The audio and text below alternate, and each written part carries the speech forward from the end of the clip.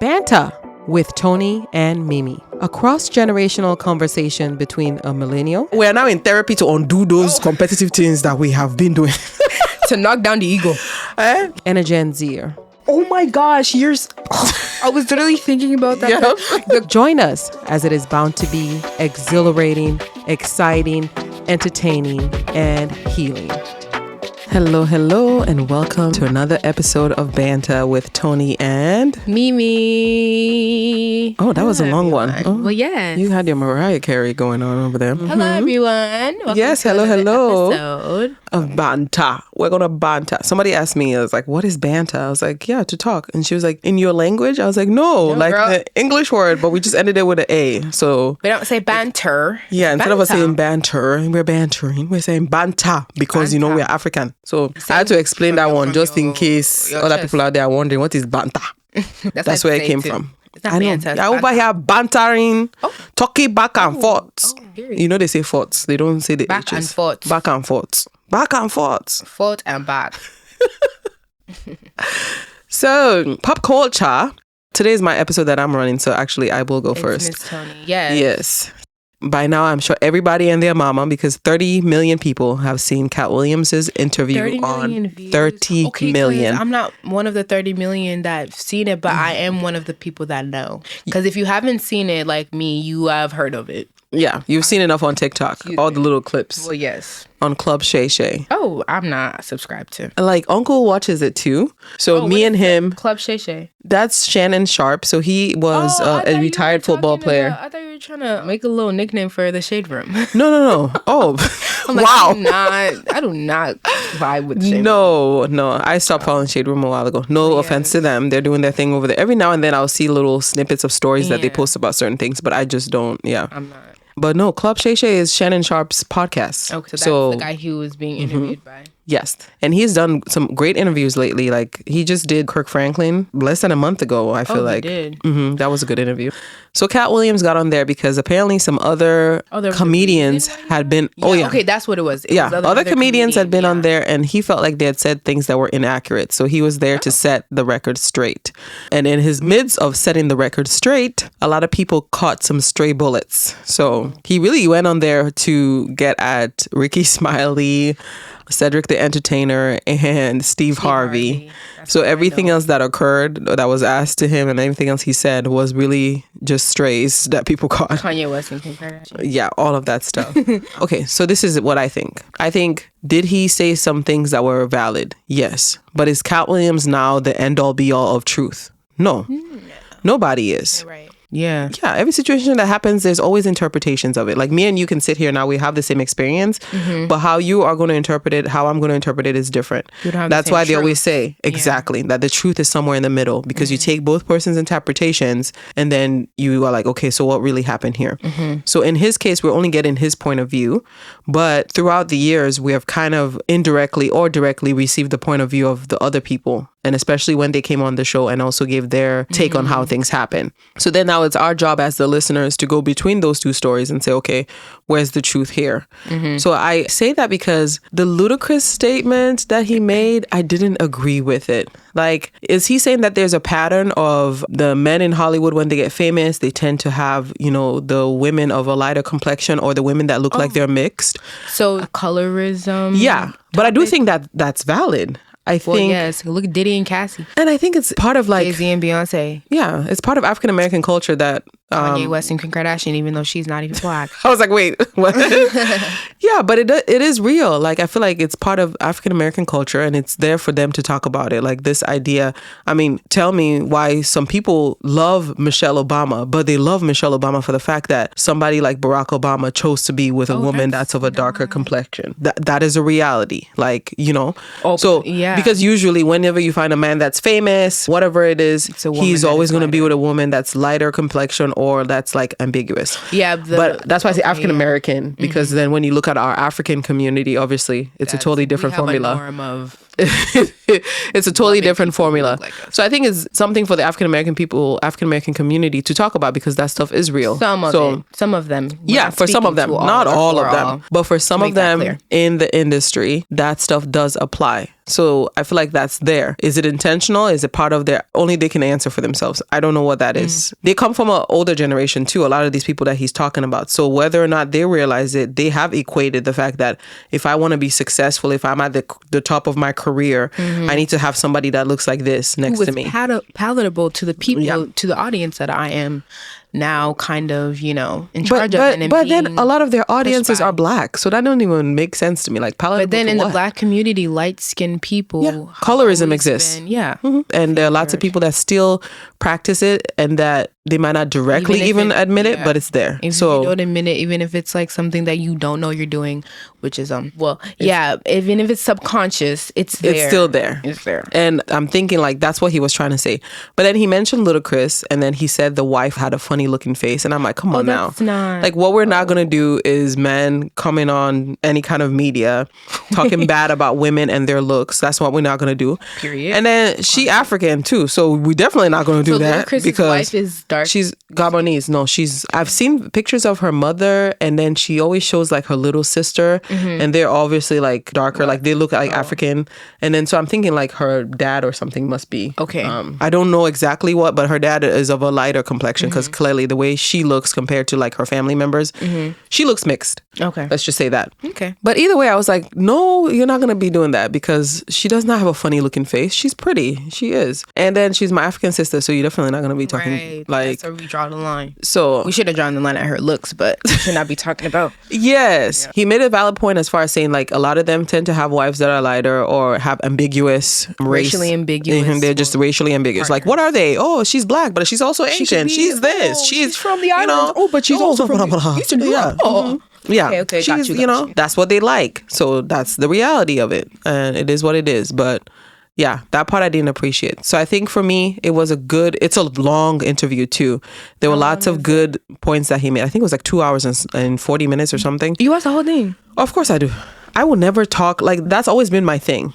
Like this is why I will consume really whatever is out there to a certain degree. There are certain things I don't mess with. Yeah. But I will not speak on something if I've not watched it. I don't And care that is how good many knowledge, times too. people are going to talk about it or have Because- opinions. I need to watch it for myself and formulate my And then own also opinions. because if you didn't watch it, how am I supposed to sit here and like actually like take knowledge of your opinion and your perspective? Because I'm over here. That's why I'm quiet because I haven't. You've not the seen interview it yet. But a lot of people do that. They'll be talking loud as heck, and you ain't From the never two watched clips you saw nothing. on You ain't never TikTok that were consumed 20 seconds nothing. long. You over here Be for criticizing real. everything the person does, but you ain't never listened to their music. You ain't never. I just don't understand. How can you criticize something that you have not analyzed Right. Some for of you yourself? don't know what Katt Williams. All you know is he's a comedian. That's why he was never funny. Girl. Exactly. Like, can you have one line? Like, and that's the thing. Like, I've always been a fan of Katt Williams, and I still will. I think for me, afterwards, I just come to realize they're all black people in Hollywood trying to make it. And at the end of the day, even all the things that he tells, the stories that he's telling is that there's a system in place that's been there that has a certain formula that says you need to follow this formula in order to succeed. And it takes a person that has a strong sense of self, a person that has a compass that's guiding them to say, okay, this might be the formula that you guys have created, but there are certain parts of it that's not okay with me. And then you're able to walk away and say, whatever that means, if that means I'm not going to make $100 million, if that means I'm not going to have 500 million people following me, I'm okay with that. But these are the things that I will do and these are the things that I will not do. And you yourself personally have those boundaries and then you're just okay with it. Yeah. So I think for him, it was the fact that a narrative was being sold out there saying that he's a drug addict, he's impossible to work with, he's this and that, when he's like, really, no, there's a path that they have set. And I just chose not to follow that path. So it's not because I'm a drug addict or because I'm hard to work with, is that I don't want those things or I don't want to accomplish them the way that these people have. And we can all see it. If you are a thinking person from the outside, you get to notice that, okay, this person might have been, somewhat famous, but for them now to get now to this level where it's like astronomical fame, you can see the patterns that happen for people. Exactly. As they get there. So we all, as regular consumers, as everyday people, we have seen it. Like, it's not news to us. We know it's there. Yeah. We know the colorism thing, we've seen it. We see it time and time again. Over and over. I mean, how many times, even like with the athletes, like don't get us started. Oh, that stuff is really real with them. Please. We see these things. We are very much so well aware of them. And I think that's why a lot of people deny any of the things that he said. Because it's there's truth there to what he's saying. It's just, he made a mistake there. I think he shouldn't talk about anybody's face, body, or whatever it is. Like, he might have his preference as to what he likes with a woman, and you can just be like, okay, she's not my cup of tea. I don't, But that's my take on there. I think it was an interview that was truthful. It was honest. It was his truth. And yeah, he needed to come on there and defend himself and represent for what he believes. And I think it's well within his right, and they did a great job. I liked every moment of it. Katt Williams is hilarious. Yeah, he is. So he gets mad because he's like, why are you guys even mentioning me in the same breath as some of these people that are not even on my level? The same breath? No, for real. Because they're not, though. Yeah. One of my favorite lines in there is he told Shannon, like, your affinity to losers is concerning to me. That's what the clips I saw on TikTok. That's Katt Williams. So, like, that's just him. So that's my pop culture. What's yours? Okay, so basically, the Emmys, all the acting awards have happened. The Golden Globes happened. The Emmys, though, because that's like TV, right? Yeah, Emmys is for TV. Golden Globes is movies. And, of course, Oscar is also for the movies. And, like, the film, and the big films and everything. But the Emmys have recently happened and passed.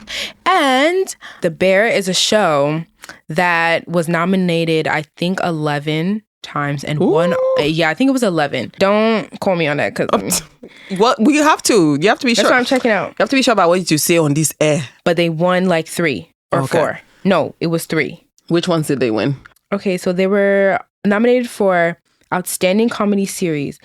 Lead actor Jeremy Allen White, he won for The Bear. Supporting actress I don't know how to say her last name. So can you say it again? Let's see. It is Ayo Edebiri. Ayo Edebiri. I think okay, that's how so you say basically it. I'm just bringing The Bear up for her. So Nigerian girl, yes, African girl, representing. She won her first Emmy for her role in. Is this The her Bear. first like lead role in general? No, it's not her first lead role. She's done other things, but this is her first Emmy win. I've never heard of her before. Okay, so I'm gonna have to check out this show. Yes. What's the premise of the show? Yeah, give us a little synopsis. Okay, so The Bear, it's like a comedy. Okay, it's just like a fun comedy show, but with substance. Like there's stuff going on in the show, but it's about Carmi, who is a chef. So this is like a culinary show. These are all the characters are chefs, and so Carmi's brother recently passed away, and his family, they were really big. Their love was shared through food. So his brother owned a restaurant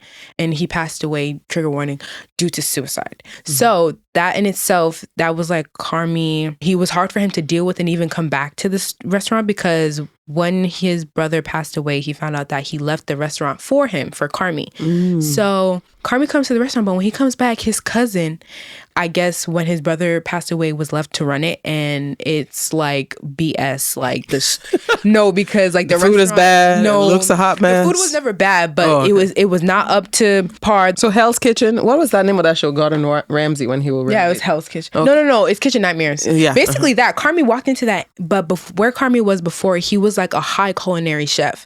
So he worked in like 4-star restaurant. Crème de la crème. Yes, but then he found out that his brother passed. Michelin star. Well, then that's where he worked in for some things. I mean, he came to his duty of running the restaurant, saw the restaurant was trash.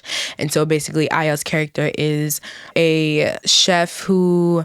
She had a struggling ways too, a lot from what I've watched. I haven't finished season 2, but we've gotten glimpses of her story, but we haven't got her full story from what I've seen yet. But she is looking for a job because Carmi puts out a job posting for chefs who need a job to come work for the restaurant. Aya comes in and, well, yes, that's basically... What's her name on the show? Her name is Sydney. Okay. Yeah. Ayo Edebiri. Okay, I will check out... The little clip that you showed me the entire time, I'm just like, oh my gosh, a young African girl. Yeah, she's very confident. Like when she speaks, she just like, it was just refreshing to see. And like in the outfit she had on for the award show, she was so classy. And yes, and I like the hair when it was like flipped out. And her those silhouette dress. It was black. She was giving class. This was a big movie, I feel like, in my generation. A lot of people who did watch it, the movie Bottoms, it was... Don't know what that is. Yeah. Aya is she's a black girl. I don't know her name. Ayo is the black girl. Yes, she's Bottoms. Yeah, she's the black girl from Bottoms. I don't know her name in the movie, so But I do know her real name, so y'all can't get me on that. So, well, yes. Well, good for her. So she won for supporting actress. Yes. Oh, awesome. Yes, we like to see that. I watched the Golden Globes and that mug was boring. I fell asleep. You watched it? I watched it like after, not when it was happening. I watched it when I came home from work. So I was already sleeping. So let me be honest there. I was already sleeping. I had worked an overnight shift. So imagine. Drowsy. Yeah. But usually like if something catches my attention, I will stay up and still watch. So I started watching it. But I fell asleep because the jokes weren't landing. Oof. Color Purple was nominated. They didn't win anything. Well, at least to the point. Let me just be honest. To the point that I stopped watching, which is probably like halfway through the show. They hadn't won anything at that point. So I don't know if they did later on. There is a black girl that did win a Golden Globe. Now I'm trying to remember for what she did for, but I remember saying I need to go back and look so that I can go and watch her movie. Because usually a lot of times the movies that are nominated, I have never seen, sometimes never even heard of until the award shows. And I'm like, oh, what? Especially for the Oscars. It's like, what y'all about best film and the Oscars, they like to give the award to the people we've never heard of, movie that nobody but two people and their relatives saw it. Those are always the ones that win it. If you want to get an Oscar being a movie that nobody has heard of, you get it. Wow, no. They didn't win. Well, it said neither nominees scored an award. Yeah. The actresses that were nominated for an award for the Color Purple. Yeah, because what's her name from Orange is the New Black? She was nominated. Danielle Brooks. Yes. Brooks. Yeah, Danielle Brooks. She was nominated, but she didn't win. But then I did see her post. That's how I knew she didn't win. She was like, oh, I didn't win or something, but I'm the trophy or something. Yeah. She didn't. Yeah, she took it with grace. And you always have to realize those things don't validate you. I know it's like you put in so much work, you want to be recognized. But for me, once I realized like a lot of these awards, it's because of the socialization that happens on behind the scenes, right? It doesn't always measure because of the merit of your work. Well, you get what I'm saying? Yeah. It's all about who you know, because there's a group of people that go and they vote for the movies. So if you know enough people that can influence, that's why people that we have not heard of win, because obviously somebody in their team knows enough people and pulls and influence. So once I realized that, I stopped getting mad, because I used to get mad a lot because I'm like, no, this person had a great performance. They deserved it. Those awards are not about the merit. It's about who you know. Right. That's why certain people win every year. Every moment they're nominated, they get it because they know enough people. Yes, it is what it is. Period. But I'm happy for her. Yeah, me too. And after them winning an Emmy, the show did pick up traction like socially.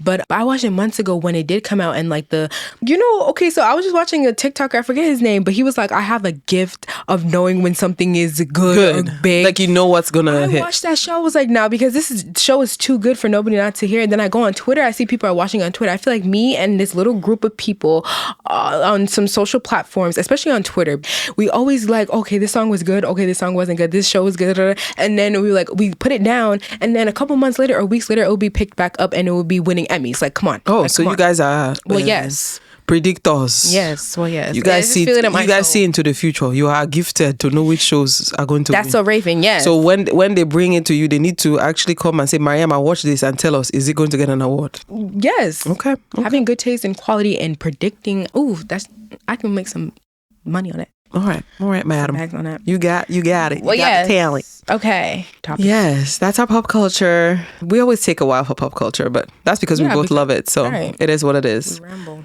Our topic for today is competition. Okay? Competition. To compete or not to compete? That is the question. Or not to win. Yes, so competition. And of course, we're having a cross-generational conversation. So we want to talk about what has competitiveness look like for your generation and what does it look like for mine. So my first question is, do you compete with people, like whether it's personally, professionally, just in any kind of realm that you're in? Do you find yourself being competitive with people? Personally, I feel like I do have a competitive spirit, or like competitive antics about myself, especially at work. But then I think this is what we were talking about earlier, because we were talking about the differences in how our generations perceive competition.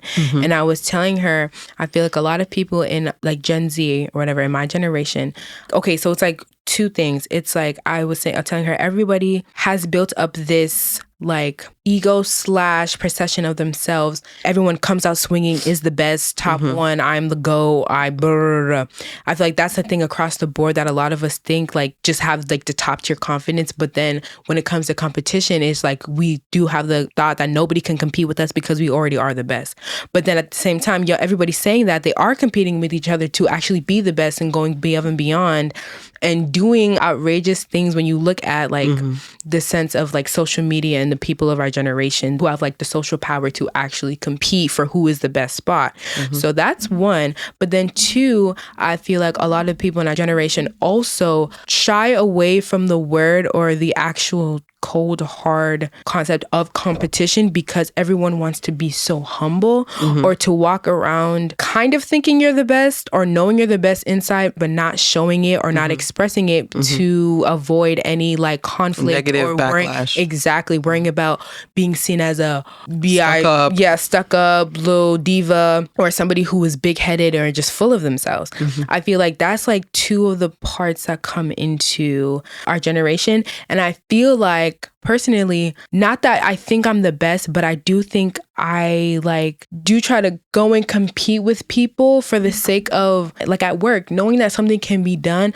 Okay, I'm finna do it because I know I can get it done the best or I can get it done to its best ability, not because I'm trying to crap on my coworker and make them feel like doo-doo or not throw them under the bus in order to make yourself look good or feel good. Because at the end of the day, it's getting the task done. And you want to be I want to be the one to win the employee of the month or employee of the year. Like, and nothing wrong with that. Right. I'm always going to, So I think you hit it on the head. I think for my generation, it was like, don't let any millennial lie to you that they were not in competition. We were very much so in competition and we were very much so loud about it when we feel like we had won something or we have the upper hand in this competition that we were doing. So I think it lingers too. Oh, like, yeah. Us seeing that. Yeah, we are now in therapy to undo those competitive things that we have been doing. To knock down the ego. It's not even that, though. Okay, so school. Okay, when I was going to school, it's announced. Like, when they announce these things, it does something to you. Because, like, you know, when you graduate from college or high school or whatever, you know, the people with the stole, the ones that have the special stole, that's how you know they got the top grades. This person's part of the honor society because, she's doing X, Y, and Z. So we But then there's the girl part of the honor society and the those ones that the ones that you're looking at them, you're like, what time in your life do you have? Because you are doing model UN, you have 4.5 GPA, you have track, you are doing basketball every season, you have a sport, you are NCAA champion, you are a this, you have all the awards and all the this and the that. Those people, I want to know how their life is going as far as therapy wise, because you're so used now to like measuring everything about yourself with that. So I think our generation, we definitely were very competitive and we were very open about it. And like you're saying, there's good competition and there's bad competition. Yeah, I think there's competition. Good competition, like when it comes to work or achieving things, I think that's great. Like you just said, just make sure you're not throwing people under the bus. Just make sure that you're not doing things that are negatively affecting other people just because you want to climb the ladder. Nobody likes that. It doesn't feel good. But it'll show. Yeah. You're right. So competition in that way is good. Negatively, I think when people compete with people and the other party is not aware, you're not in competition. Now you're just being a hater. Because that happens a lot. Right, you're being weird. Like healthy competition means we're both aware of it. Like let's say me and Mimi, we do music and we both do R&B music. And I've already acknowledged that Mimi is like one of the best R&B singers. Mimi has already acknowledged that I'm one of the best R&B singers. So it's like when Mimi comes out with great music, I'm actually vibing to her music. I love it. And it inspires me to then go on and be like, okay, what am I going to go into the studio and come up with? Exactly. And so me and Mimi at every single point, we're bringing out the best work that we have, but we are also very much so aware of each other. And we're not like trying to like take each other out. It's like the Michael Jackson and the Prince thing. The fans always like were arguing about who's the best. But between the two of them, I'm sure like behind closed doors, it's like, okay, they both knew who they were and what they brought to the table. Exactly. You know? So that's the healthy kind. Yeah. The one now where they are competing with you don't even know you are being competitizing. Exactly. You are competitizing with other people. Competizing. You don't even know that you are competitizing. Right. Those are the ones that is like, definitely true. Dude, you running that race by yourself, with yourself, for yourself. Because we were also talking about the root of it all. And the way you were just explaining what you were explaining, I feel like true healthy competition sparks inspiration. Yes. And then like the negative, I feel like it's rooted in envy or it's rooted in insecurity when you think about it. When it's negative, yeah. Because true and healthy inspiration, like seeing that, like the example she just used, seeing that we both make good music. Okay, let me hear her new track. I'm going to be inspired to go make something because of how good I think her work is. And that sparks inspiration and that sparks actual, like, you know, you wanting to get to your fullest potential. But then I feel like negative competition, if I were to listen to her music knowing it's good, but I feel like when I say like sparks insecurity, because you have that insecure voice or you're not so secure in yourself and you're like knowing that you can do it. So it's like, all right, no, her stuff sounds better than mine. Or, oh, I can never make a track like that, but I'm gonna go try anyway. But then at the end of the day, when you're trying to do all that, it being sparked by insecurity or it being rooted in envy, you're going to look like a big-headed little person, because knowing deep down inside, you're trying to scream out that you're better than her, but you don't even believe it on the inside. So you're gonna do malicious things, or what you say is not gonna match up to what you do. So it's like, if I was malicious about, or I thought that insecure about her new track, oh, I'll try to break into her computer. I was gonna say, you're gonna do more than just the track. You're gonna try to ruin her music, ruin her image, do all the things in there, because steal some of her stuff. I'm gonna steal her producer. I'm gonna go rip up her little diary, because you're like just so sparked up by the fact that you don't believe that you can do it, or you just want to do so much better than this person. So you're gonna do everything in your power, not knowing that your power at the end of the day could be used to actually making a good track, or living to your fullest potential, or being inspired at the end of the day. There's healthy competition and there's unhealthy. Competition. In healthy competition, I think you also have to remember you have the ability to also stay in your lane. Like, I'm taking a little bit from Sarah Jake Roberts, because she had just had a sermon that I listened to. I had to listen to it second time, but literally the name of her sermon was Staying in Your Lane. And I think it's there, like when you're competing with people, you still know, because regardless, if me and Mimi are both R&B singers, for example, I still have a voice that's my own. I still have a way how I do my thing. So it's like, I'm aware of what she's doing, but you know, she's Jill Scott, I'm Erykah Badu. We're both neo-soul singers, but we're totally different people. We got our thing totally now. different. Like, yeah. So when you don't stay in your lane, you're not focused, you're not have a sense, like you're sure of yourself, that's when the competition goes into like a negative space. Right. So, all right. So my next question for you is, do you ever compare yourself to others as far as like, you know, being competitive like that? Like, oh, this person has done this, so I must now do it too. Or this person has done that, so I have to go ahead and try to copy what they're doing or do something similar. Do you compete that way? I feel like that feeling, yes. I feel like everyone can say that they felt that way before at some point in their life. If anything, inspiration, I feel like for me, that is where it like sparks for me, seeing that somebody has done something that I feel like I can do, or I wish I would have done it like before them. Like I wish I would have I wish I would have did that first. I would have gone to that first. But then also kind of like when I feel that way, I sit back in myself and like see how what they've done, if it's something that I didn't know before, if it's something that I've just like stepped my foot in. Well, for example, in high school, I was in theater. So I did these plays we had winter one acts. So it would be like during the winter, kids like from all, it was like freshmen to seniors would come and audition, and you would get the role in one acts. I did it from junior year to senior year, so I only did it twice. But there was this one girl in the cast, and I think she did it from freshman to senior year. And now we actually found out that she's now on Broadway, or she got like into Broadway. And I'm like, oh my gosh, girl, wow. But if anything, when I did join the one acts and like saw that, I guess she was like the theater girl. So if anything, first of all, I liked theater, but that was my first time actually being in like something serious like that and actually acting on stage and learning lines and all of that. So yes, it was something that I've always wanted to do, but then again, I've never done it this seriously before. And then to see how easy it was for her, and see how like easy it was for her to learn her lines or to pick up on the songs or to, you know, learn cues.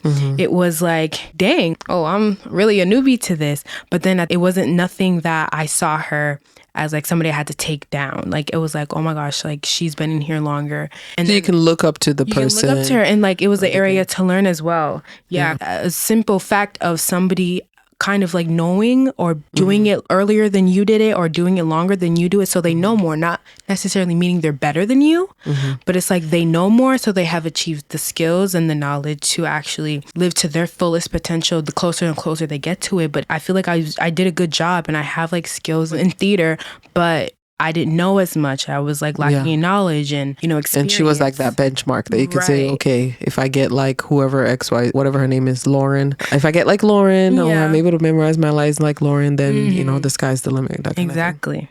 of thing. Okay, I see it. Yeah. So what about you though? I think both. I think when I feel like I'm being competitive, sometimes it's with people that I actually don't know in real life. And I think that's always the safest, right? Yeah, I feel so it'll be like, everybody. Maybe you are online a lot and you start noticing that everybody your age is like buying homes or they're doing something, and then you're like, oh, okay, that's a phase in my life I would like to also be in. Maybe you're not there yet. So for me, it's always been safer when it's people outside.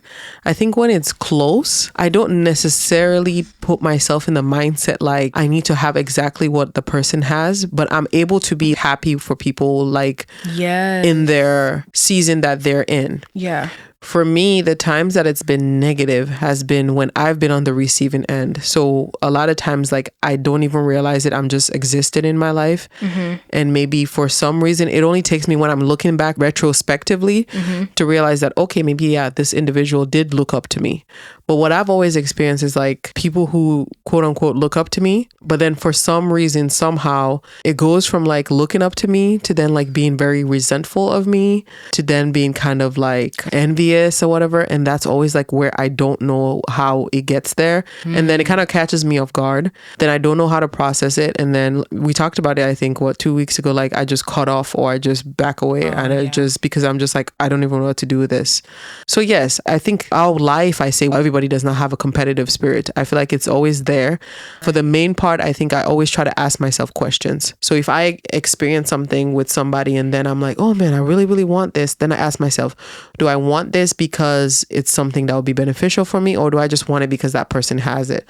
So a lot of times I feel like they're making it look good, or they're making it look like it's more beneficial to them. And it looks good on them, or they're successfully doing it and they're gaining things from it, but then it's like, but it might not be the best for me. If you do it, you're going to do it again at your own expense. So it's like, and I learned that lesson very early on. Like let's say it was a group of us kids, we're all doing something, everybody might be able to get away with it, but for whatever reason, whatever you want to call it, my chi or my luck or whatever word you want to use, I'm always going to get caught. So for like the longest time, a lot of times, like I wouldn't do things out of the rules or not, like I will always follow the rules because I always just felt like it was always different for me. Like even when I was in college, like there are so many college students that go out and they party and they do stuff.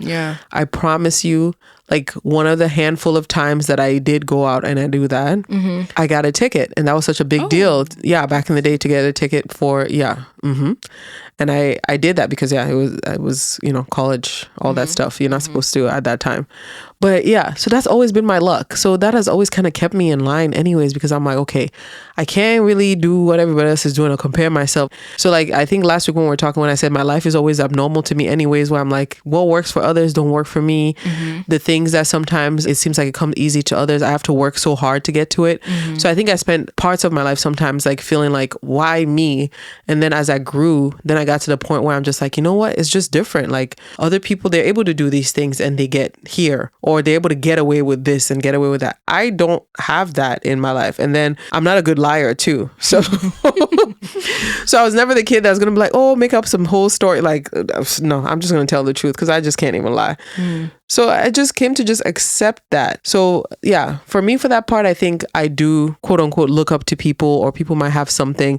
Like I have friends that, or like I'm giving the example of a home that bought homes before we did or did, and in every moment that I can remember, like I was very happy for them. Very gracious, buy housewarming gifts when I'm invited to, events and all that stuff.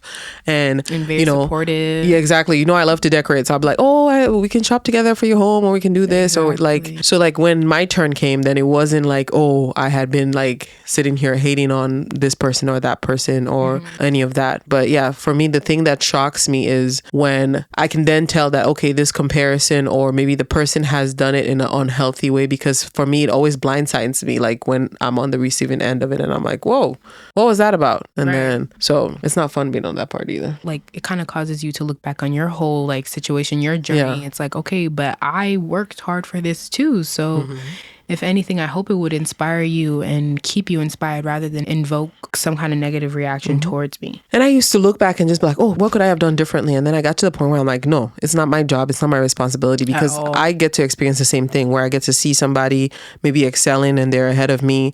And if I have to learn how to deal with it in a healthy way, then it's not my job to now take on for somebody. No, they have to learn how to deal with things in a healthy way too, because there are people out here in this world that have more than me in so many ways. And you don't see me like, you know, pulling out my hair because of it. So yeah.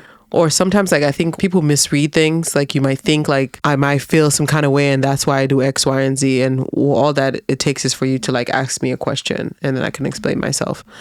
Because there's assuming character until you actually talking to the person and getting out, maybe not blatantly putting your expectations that you have of them into their face, but like just asking them questions to see who they are. Since we're talking about competition, it's like you could be trying your best to like say buy a house. Like you see people around you, you know, your age, like in your like your cohort, your your general, like the people around you, and it's like, okay, everyone's doing this and maybe not everyone's talking about how they're doing it, but then because you think it's so hard for you and then like you place that concept of ease onto everybody else until you actually like, you know, open up to everybody else that are doing the same things as you, and then you kind of like see how it maybe that ease is not there for everybody, or that, you know, that just like everyone getting to the top so quickly, so fast, or even if it wasn't so quick and so fast, but they're just showing the end rather than them, you know, they didn't document the whole in journey. between. Yeah, nobody ever shows the like they always say on social media, you don't see the bad days, you don't see all the all you're seeing is a highlight reel. So you're here feeling bad about yourself because you think all this person does is enjoy 24/7. Yeah, that's a lie. Yeah, that's a complete lie. And then we say we want authenticity on social media, but we really don't. Because then, like, when people actually show authenticity, sometimes it takes away, like, the allure, right? You want to live in your little fantasy. So if this person comes through and all they show is all the luxury things they buy and all the wonderful trips they go on, you tune on to the channel. But if they come through and they're like, you know what, I've been depressed or whatever, I bet you're going to see, like, there's a lag in, like, the views, there's a lag in maybe like some of the followership. Like there's always going to be, because people like to like live in the fantasy, and then they even want that person to just manifest that fantasy for them. It seems like everybody just starts out at 100%, or when you see everybody, they are at 100%. But then that goes to like what you were saying and what we were talking about before we even started filming, is the glamour that it is always, that's just always there with social media. Everything is glamorized, everything is romanticized, everything has to be perfect, but not at the same time. So since it's like, you know, we always go back to our generational, you know, topic to make it a cross-generational conversation, I feel like that's a lot of the difference in our generation though, because it's you think like we care more to be perfect and you guys no. I think we care more to be perfect, because I feel like, okay, say with starting a business, right? I feel like in your generation, not your age, but like back then, I feel like when people were like, say for the example, starting a business, you would look around you and see that everyone's struggling. And it was like, oh, everyone will talk about the hustle, or, you know, everyone's building from the ground up. Everyone's hustling. Everybody's working hard. It's like, you know, a friend that it was your badge of honor to hustle. To show all your everything that you lost or how much you fell and got back up. And then you share like the 100%, then you share your peak. But I feel like with our generation, you look around, everybody's already at 100%. And that's how people... Or the illusion of 100%. Exactly. And then you wonder why they said everybody is depressed right now. Yeah. And everybody is... because you're creating these standards that nobody really... For real. Nobody lives up to. Even the people that are portraying the standard don't even live up to it. Even like the older... Okay, let's say like girls in my generation that are a little bit older than me. And then the idea being pushed that I'll hang around the girls that make some 100K. Oh Lord, there's such a thing. We're outside every night, but we're also making money. It's like, first of all, not everybody does that, and it's like you have like a common. There are people your age making 100,000 and only hanging out with people your age making 100,000. Well, yes. Oh Lord. Okay. Social media. They're peers. Yeah, sure. Exactly. That's when we were 18, we were just happy to get a job at McDonald's. That's what I'm saying. What happened to that? Times have changed. Have to make $50K in a week to be your what girl? What or to be deemed as successful or to be deemed as doing something with your life? And but that just shows the age too. I think maybe that's what it is. It's a bad combination because this is probably the first generation where you guys have upward mobility in a rate that we have never had before. So what you're meeting is people are talking about it, like the girls that are, you know, they're older than you a little bit, but maybe they're in their mid-20s or something, and they're out here making like $250,000 because they have like an IT job or something like that. And so you're finding people who are making more money, but they're at a younger age. Like those kind of figures used to be something that somebody waited till they were in their 40s or 50s to start earning that amount of money. And then now you're earning it at 25. And so what you're coming to find is like, yeah, when you can afford certain things or certain doors open to you, but you don't even truly understand them yet because you're like mentally or developmentally, you're not even there yet to fully appreciate them or understand them how you should. Right. It's that mismatch. And then it alters reality too, because some of the younger ones, whatever they call themselves, is it alpha generation coming behind Gen you guys? Alpha, yeah. I mean, I feel bad for them sometimes because I'm like, their whole world is so skewed because I know. they're going to be kids out here who think like, if I'm at 20 and I'm not making like $200,000, I am a failure because all my peers that are 20 years old have this and they have that and they're, you know, and it's like, no, we're just living in a time where it's like the wild, wild west out here and we're trying out different things, but remembering that not everybody is able to have that. And when you don't, it's okay. Yeah. Because even at my age, I feel like I battled with that a couple years ago, if we're going to be honest. Like even when we talk about competition, I think I felt like I was doing the media stuff for so long and I never saw the results that I wanted to see from it. So like if I look around and I'm like, man, I feel like I was there when this person's story started, or I saw this person how like they got to where they are now, and I'm like, I apparently don't have the secret sauce, or I don't know what it is that, you know, they're able to do. And then for me, it took me being, I think when I went through loss that was very close to me, then I had to reevaluate everything in my life. Then I really had to look at everything and I'm like, you know what? Okay, maybe that didn't work out when I tried out. Maybe I gave up on that dream too soon, or I did like, you know, I had to do a lot of self-search. I had to hold myself accountable, and then I had to be okay with the fact that, okay, that didn't pan out, but it doesn't mean that something else won't. And then I also had to evaluate for myself, what does success mean? So I'm like, okay, if I learned the lessons that I needed to learn then, and I'm a better person today for it. Yes, it didn't pan out how I wanted it to, but that person's story is their story and my story is mine, you know? Yeah. And it's never too late to start over, I feel like. A lot of self-work. Inner reflection, looking on the inside, and always ask yourself why you're doing something. So if you even if you then have you a can goal, find it right there. Because if you can't even answer your own question, or your answer to your question is something you feel like you have to force out of yourself, and you know it's not true to yourself, you know it's either like superficial or it's just inauthentic, and it's just like you don't feel it, or you're aware that it comes from a place that is sparked by envy, or you just want to be in someone's place so bad that you forget that you're still you, like you and still your place is also warranted. Your place is also needed, right? Like if everybody in the world, for example, we all became lawyers, what are we going to do? If everybody we need lawyers, I mean, exactly. We need the doctors, we need the nurses, we need the IT people, we need like so then when you think of it that way, like we live in such a big world, and everybody has something to contribute, no matter how small you are.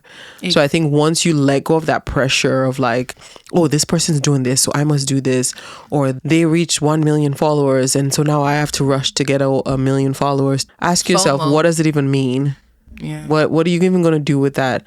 And sometimes you think you want something, but you're not even ready for it. Like, what if you do get the 1 million followers, and then the mentality you're supposed to have, exactly, you don't how you to handle it, you don't even know how to handle it, right? Then you look at everything you had to do to even get to this point. Now you have 1 million followers, so you got to do even more to keep those 1 million followers, or to get 2 million or followers. the machine to sustain the million. Right. Like when people get to those numbers, there's a whole team behind them. Yeah.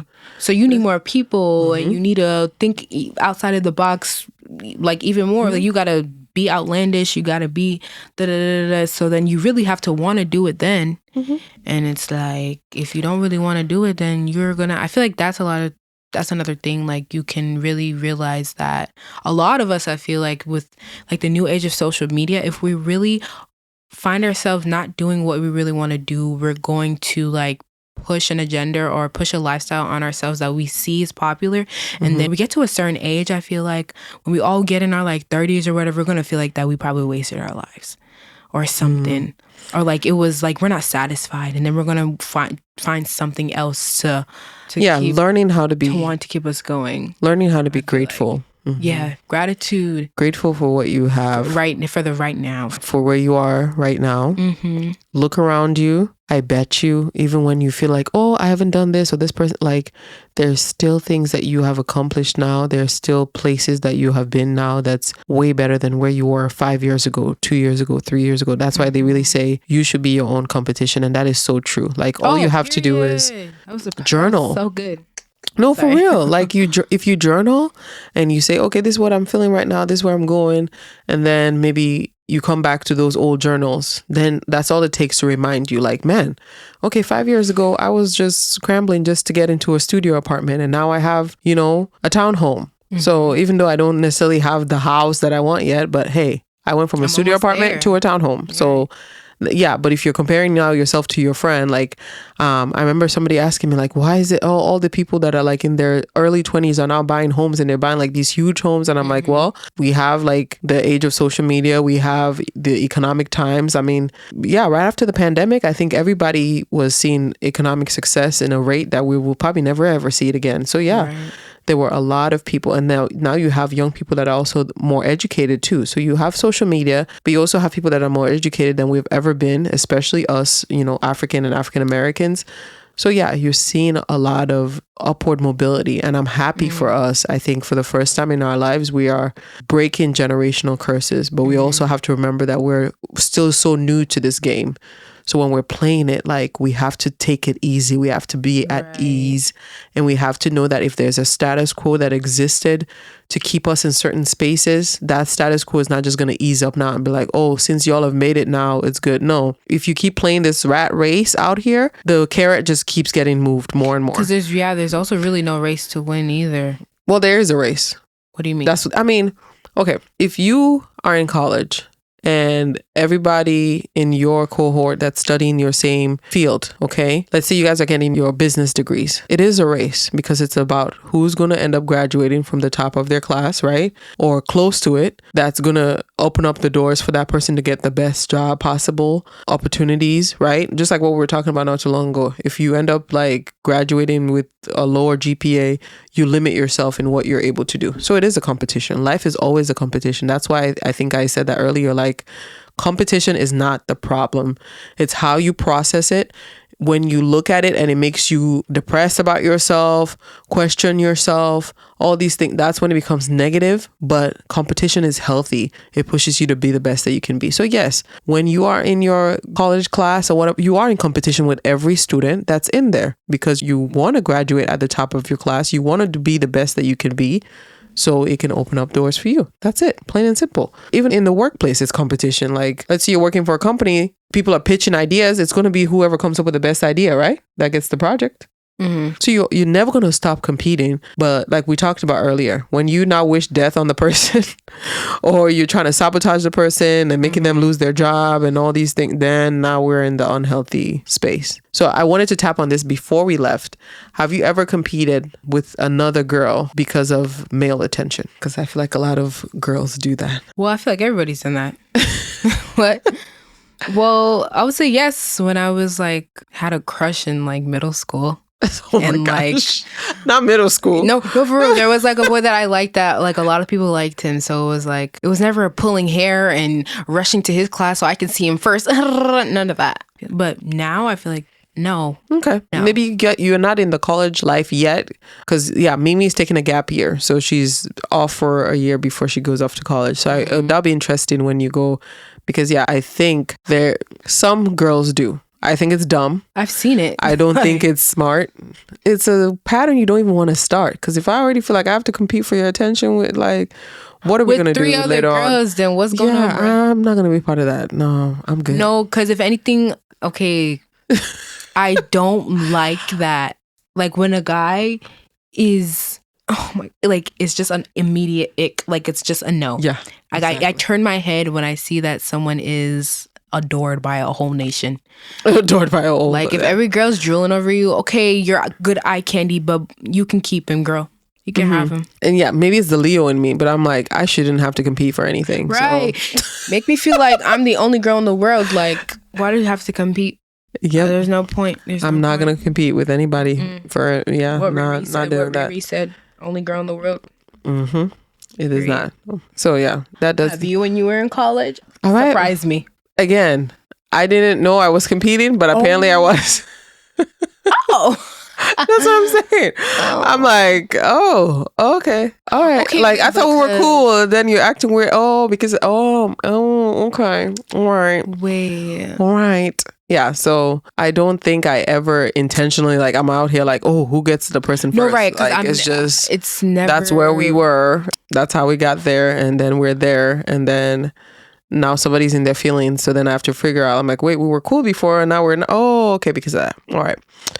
It is what it is. Oh. And then I actually had somebody pull me aside and was like, oh, I don't compete with anybody. And I was like, I wasn't either. But I am the one currently in a relationship with him. So. Oh, period. Because I think you kind of aimed at that because, no, because I think, okay, because to answer your question, I've never actively like competed. Like I didn't know. If I ever was, I didn't know. Yeah. Like I was not trying. Like dead serious. Like. Mm-hmm. If anybody's out there trying to figure out what the secret sauce is, just be true I never to compete. Mm-hmm. I'm not lying. I promise you, I never compete because there's no point. I've learned. I wasn't always, but I've learned now to be very grateful for every little thing. Mm-hmm. I'm aware of healthy competition, and I'm learning now to put myself in the spaces to compete healthily because now I'm learning like, okay, yeah. There are times where it's a healthy thing for me to do, and I'm going to go ahead and put myself in those situations and be the best because I know that I can. And then what else about competition? Yeah, never compete for a man. Always compete for your own betterment. Mm-hmm. Put people around you that bring out the best in you. True. Have healthy competition and make sure the other person is aware. If you're competing with them, but they didn't know you're competing with them, then you're just being jealous. Ooh. But yeah, let the other person be aware, like, oh, I look up to you, or you motivate me, or when I see you doing this, like, and sometimes the people like to hear that. Like, I want to hear that. And then I'm like, okay, what is weird is like when somebody assumes that because they have achieved more than you, that you're automatically like envious or jealous. I don't always like understand that because I'm like, no. It's not. It's just sometimes like there might be things there in that individual, in that person that has always kind of been like throwing you off, or maybe it's weird. And then now when they have success, and then if that person feels like, oh, I came through and I passed you from where you are, those habits, that part of that person that was always maybe not good in that kind of way, it comes out even more. Because like now it's like they find ways to indirectly or directly say things to you to make you feel like, oh, well, I'm better than you now, or I'm more than you. Your face. Yeah. But still, like, yeah. If somebody came up right now and they're like, oh my gosh, Toni, I want to start a blog. I'd be like, this is everything I did wrong. This is everything you should do. Go on and be great. If they come now and say, I don't know, I want to start a podcast. Well, I'm just starting, but this is everything I've learned. This is the equipment. I've never been that kind of person to gatekeep. That's the word you guys use these days. I've never been a gatekeeper. I'm like, because you're weird if you're a gatekeeper. I'm sorry. You're weird. Well, okay, not necessarily weird, but if you're, because you're almost sometimes some people are strategic with it. I've seen some people where it's like, it's not like I'm gatekeeping, but like I'm saying, you can kind of tell the vibe of a person. If you know that person's only just coming around you just to find out what you're doing, your secret sauce or whatever, and all of that, then yeah, I can see why some people like gatekeep, because it's like the spirit at which somebody comes is very important. I still think gatekeeping makes me mad sometimes. Because those are the people that I say, like, when they then get to the point, if they do surpass you or they do better than you, their spirit, they come back and it's like, it shows to show, like, oh, remember I was like, but I'm now better, or I'm doing this, so and you're not, and yeah. So you got that. So I think that's why some people, malicious intent. Yeah, the people. So you always have to gauge people's characters. Like you can tell the ones that, you know, come through and it's just for them to figure out, you know.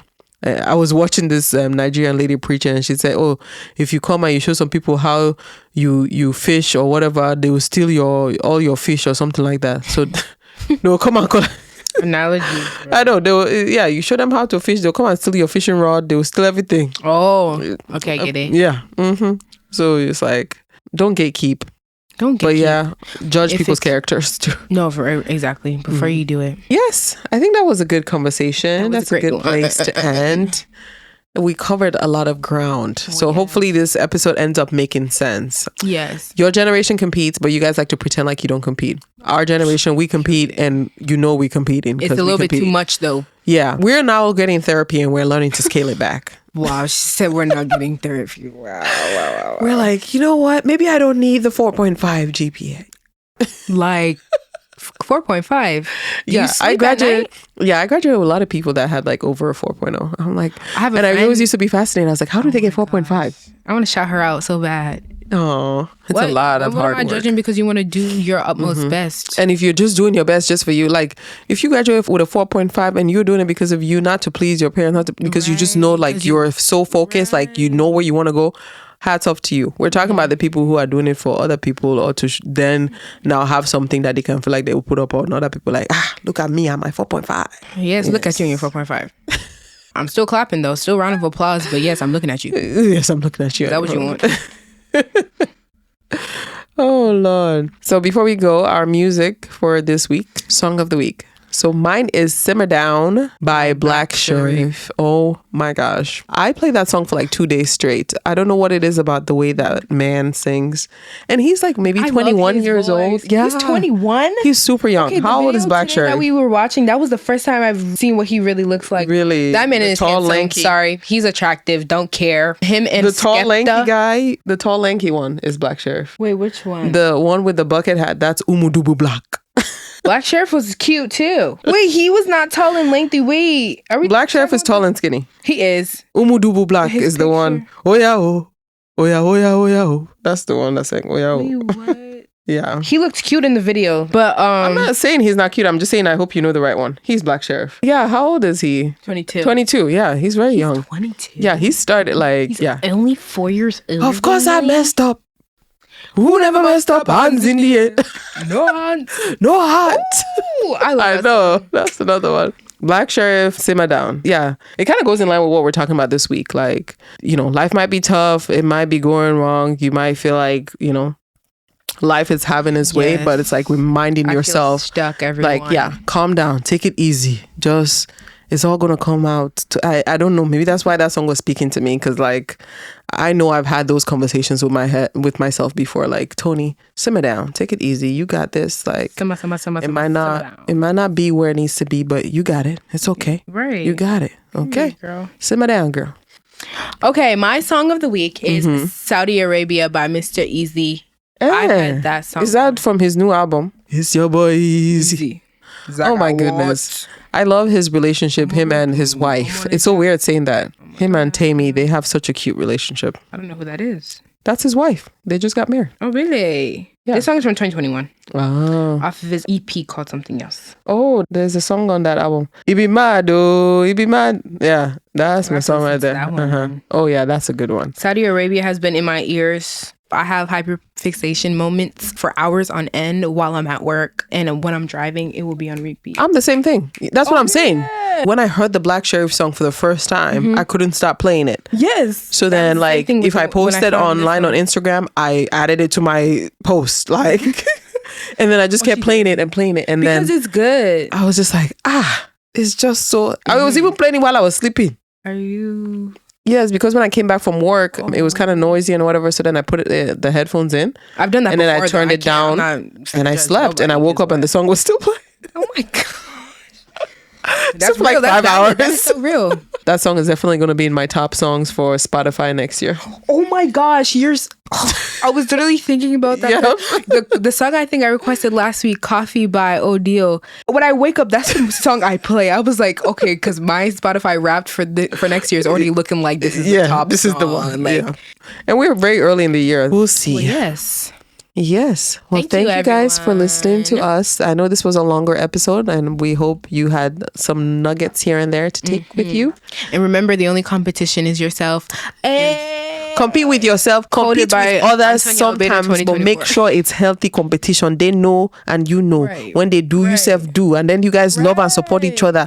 You guys go out and say, this is my friend, or this is my sister, she's doing this. And they do the same thing for you. So that kind of competition, that's what we do. All the unhealthy ones, whatever, we're leaving it behind. We ain't doing that no more. You can kick to the left. Hey, Beyonce, hey. How do we always find a way to bring Beyonce back to this? Back to the left, hey, in the class. Okay. No, because I did go 2 episodes without bringing her up, but I will get back. I promise you brought her up in the last. Okay, episodes. And that's my goal. Oh my gosh, we're done. We are definitely going to the left. We are exiting. We have exited. Yes. Thank you, everyone. Bye-bye. Bye. You just finished an episode of Banta with Toni and Mimi. We just want to say thank you for taking the time out of your day to listen to our podcast. Have a wonderful day.